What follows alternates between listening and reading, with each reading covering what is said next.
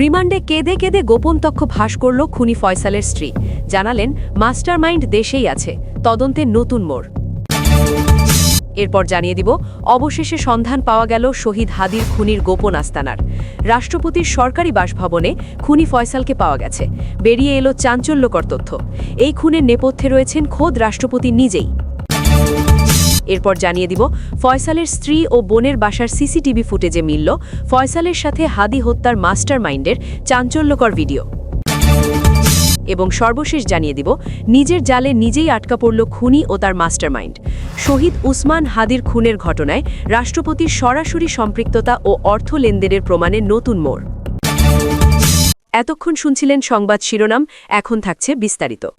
অবশেষে গুঞ্জনটা সত্যি হল। হাদির হত্যাকারী ফয়সালকে রাষ্ট্রপতির সরকারি বাসভবনে আত্মগোপনে রাখা হয়েছিল এবং তথ্য প্রমাণ বলছে হাদিকে সরিয়ে দেওয়ার জন্য রাষ্ট্রপতি খুনি ফয়সালকে মোটা অঙ্কের টাকা দিয়েছিলেন। অন্তর্বর্তীকালীন সরকারের প্রধান উপদেষ্টা ডক্টর ইউনুস অত্যন্ত কঠোর ভাষায় বলেন, আমি সারা জীবন শান্তির কথা বলেছি, ন্যায়ের কথা বলেছি, কিন্তু আমার সরকার কি তবে খুনিদের আশ্রয়স্থল হয়ে দাঁড়িয়েছে? আপনার সরকারি বাসভবনে খুনি ফয়সালকে পাওয়া গেছে, এটা কি ষড়যন্ত্র? যে ফয়সালের হাতে সাধারণ মানুষের রক্ত লেগে আছে তাকে আপনি নিজের ছাদের নিচে আগলে রেখেছেন। শুধু তাই নয়, তথ্য প্রমাণ বলছে হাদিকে সরিয়ে দেওয়ার জন্য আপনি খুনি ফয়সালকে মোটা অঙ্কের টাকা দিয়েছিলেন। আমি কি এই বাংলাদেশ গড়ার স্বপ্ন দেখিয়েছিলাম? আপনি যখন খুনিকে ভাড়া করেন এবং তাকে প্রশ্রয় দেন, তখনই আপনি রাষ্ট্রপতি পদের মর্যাদা হারিয়েছেন। ছাত্র জনতায় পরিবর্তন এনেছে খুনিদের বিচারের জন্য, তাদের লালন পালন করার জন্য নয়। হাদির হত্যাকারী ফয়সালকে রাষ্ট্রপতির সরকারি বাসভবনে আত্মগোপনে রাখা হয়েছিল। জুলাই বিপ্লবের শহীদ শরীফ উসমান হাদির খুনিকে তা আজ আর গোপন নেই। কিন্তু অবিশ্বাস্য হলেও সত্য, আজ পর্যন্ত সেই খুনি ফয়সাল করিম মাসুদ ধরা পড়েনি, কারণ তাকে ঢাল হয়ে রক্ষা করেছিলেন খোদ রাষ্ট্রপতি নিজেই। চমকের পর চমক, এ যেন কেঁচো খুঁড়তে গিয়ে সাপ বের হওয়ার অবস্থা। অবশেষে জট খুলতে শুরু করেছে ইনকিলাব মঞ্চের মুখপত্র শরীফ উসমান হাদির হত্যাকাণ্ডের।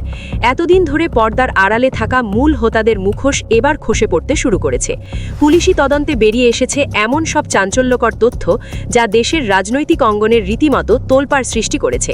হাদি হত্যার মাস্টারমাইন্ড হিসেবে উঠে আসছে বেশ কিছু হাই প্রোফাইল নাম, যাদের মধ্যে সবচেয়ে বড় চমক হিসেবে আলোচনায় এখন রাষ্ট্রপতি। তদন্ত সংশ্লিষ্ট একাধিক সূত্র নিশ্চিত করেছে যে হাদি হত্যার ঘটনাটি বিচ্ছিন্ন ঘটনা ছিল না, এটি ছিল সুদূর প্রসারী এক গভীর ষড়যন্ত্রের অংশ। পুলিশের হাতে আসা সিসি ফুটেজ, কল রেকর্ড এবং সাম্প্রতিক গ্রেফতার হওয়া আসামিদের জবানবন্দিতে বারবার ইঙ্গিত করা হচ্ছে একটি বিশেষ মহলের দিকে।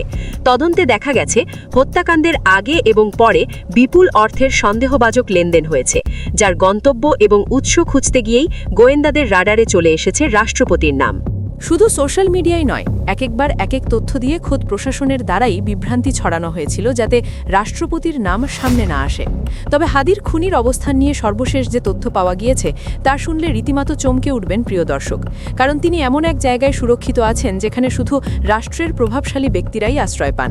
আজ আমরা টেনে খুলে ফেলব সেই ভয়ঙ্কর বেঈমানদের মুখোশ।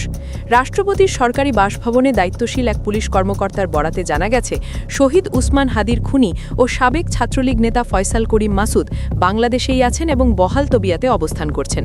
তিনি আরও জানিয়েছেন, হাদিকে গুলি করার জন্য রাষ্ট্রপতি নিজে ফয়সালকে বড় অঙ্কের টাকা যোগান দিয়েছিলেন।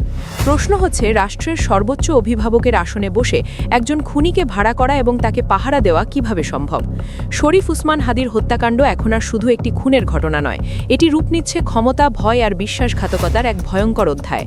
এতদিন ধরে যে সন্দেহকে সত্য বলে ধরে নেওয়া হয়েছিল, সেই সন্দেহেই লুকিয়েছিল সবচেয়ে বড় ভুল। আর সেই ভুল ধরতে এবার নড়ে চড়ে বসেছে ইউনুস প্রশাসন। প্রথমবারের মতো প্রশাসনের হাত গিয়ে পড়েছে ঠিক সেই জায়গায় যেখানে এতদিন কেউ আলো ফেলেনি। রাজনৈতিক অন্দরমহলে শুরু হয়েছে চাপা উত্তেজনা। মোহাম্মদ ইউনুস, রাষ্ট্রপতি ও সেনাপ্রধান ওয়াকারুজ্জামানের মধ্যকার সম্পর্ক নিয়ে চলছে ভাঙনের খেলা, যার ঢেউ গিয়ে লাগছে হাদি হত্যাকাণ্ডের তদন্তে। এতদিন সাধারণ মানুষকে যে গল্প শোনানো হয়েছিল, হাদিকে হত্যা করেছে ফয়সাল করিম মাসুদ আর সে ভারতে পালিয়ে গেছে, সেই গল্প এখন ভেঙে পড়ছে।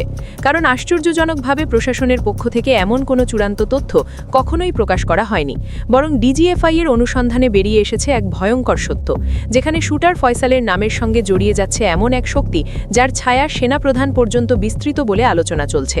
এর মধ্যেই সামনে এসেছে আরেকটি তাৎপর্যপূর্ণ খবর। তদন্ত সংশ্লিষ্ট একাধিক সূত্র বলছে, হাদি হত্যার পেছনে এমন একজনের হাত রয়েছে যার কারণে শুটারকে জীবিত পাওয়া প্রায় অসম্ভব। কারণ ফয়সাল করিম মাসুদ যদি বেঁচে থাকে তাহলে ফাঁস হয়ে যেতে পারে সেই নাম যে দাবার বোর্ডে বসে পুরো খেলাটা চালিয়েছে, সেই মাস্টারমাইন্ড যার পরিচয় সামনে এলে কেঁপে উঠবে অনেক শক্ত ভিত। সবচেয়ে বড় প্রশ্নটা এখানেই, উসমান হাদির সঙ্গে রাষ্ট্রপতি ও সেনাপ্রধানের সম্পর্কটা কী ছিল? কি এমন জানতেন হাদি যার কারণে তাকে দুনিয়া থেকে সরিয়ে দেওয়াই একমাত্র সমাধান হয়ে দাঁড়িয়েছিল? যখন রাষ্ট্রপতি আর সেনাপ্রধানকে হাদি হত্যায় নতুন মোড়, ঠিক তখনই রিমান্ডে চাঞ্চল্যকর তথ্য দিল শুটার ফয়সালের স্ত্রী সামিয়া। জানিয়ে দিল হাদি হত্যার টাকার উৎস, যা মাস্টারমাইন্ডের বুক কাঁপিয়ে দিয়েছে। প্রতিবেদনে আমরা উন্মোচন করব সেই সকল না জানা সত্যগুলো। তার জন্য ভিডিওটা শেষ পর্যন্ত দেখতে থাকুন। হাদির স্ত্রীর জবানবন্দির আগে প্রথমে ফয়সালের লেনদেনের মধ্যে ৬৫ লাখ টাকার একটি লেনদেন নিয়ে মাঠে নামব আমরা। খুঁজে বের করব হাদিকে হত্যার ঠিক ১ মাস আগে কেন ফয়সাল ৬৫ লাখ টাকার এই সঞ্চয়পত্র কিনেছিল স্ত্রীর নামে। খোঁজ নিতে এবার সেই ব্যাংকে ঢোকার চেষ্টা অনুসন্ধান টিমের। দায়িত্বপ্রাপ্ত কর্মকর্তারা ক্যামেরার সামনে কথা না বললেও জানান, ব্যবসার কথা বলে ২০২৩ সাল থেকে এই ব্যাংকে লেনদেন করে ফয়সাল।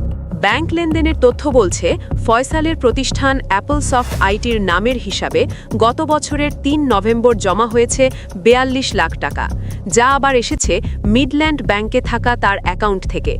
সেই টাকা একজন পাঠিয়েছিল পে অর্ডারের মাধ্যমে। পরে ৪ নভেম্বর অ্যাপলসফট আইটির হিসাব থেকে ৬৫ লাখ টাকা দিয়ে স্ত্রী সামিয়ার নামে সঞ্চয়পত্র কেনে ফয়সাল। ঢাকা মহানগর গোয়েন্দা পুলিশ সামিয়াকে জিজ্ঞাসাবাদে জানতে পারে ফয়সাল পরিবারের জন্য এই টাকা রেখে গিয়েছিল। ফয়সালের স্ত্রী রিমান্ডে জানিয়েছে, ঘটনার একজন এক ধরনের ভূমিকা পালন করেছে। কেউ ঘটনার পূর্ববর্তী সময়ে সেগুলো জানা সত্ত্বেও সেটা গোপন করেছে, আবার ঘটনার পরবর্তী সময়ে তাদেরকে পালিয়ে যেতে সহায়তা করেছে এবং অস্ত্র সরবরাহ করেছে। ফয়সালের দেশের বাইরেও দুবাইয়ে সম্পদ থাকার তথ্য পেয়েছে তদন্তকারীরা। জিজ্ঞাসাবাদে সামিয়া জানান, হত্যার আগেই ফয়সাল পুরো পরিকল্পনা করে রেখেছিল। হত্যা কিভাবে হবে, আত্মগোপনে চলে যাওয়ার পর পরিবার কিভাবে চলবে।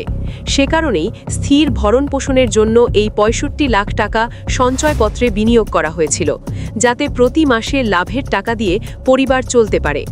প্রশ্ন জাগে, একজন শহীদ জুলাই যোদ্ধার খুনির সাথে একজন রাষ্ট্রপতির কিসের সম্পর্ক? কেন তিনি তাকে টাকা দিয়ে হাদিকে খুন করালেন? এই জবাবদিহিতা জনগণের দাবি। যারা জুলাই বিপ্লবের কথা বলে উপদেষ্টা হয়েছেন, তাদের নাকের ডগায় এই খুনি মাস্টারমাইন্ডরা বসে আছে।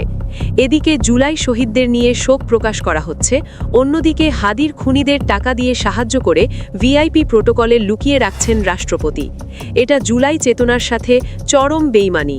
প্রিয় দর্শক, আপনারা যারা হাদি হত্যার মূল হোতার বিচার চান, কমেন্টে লিখুন, হাদি হত্যার বিচার চাই।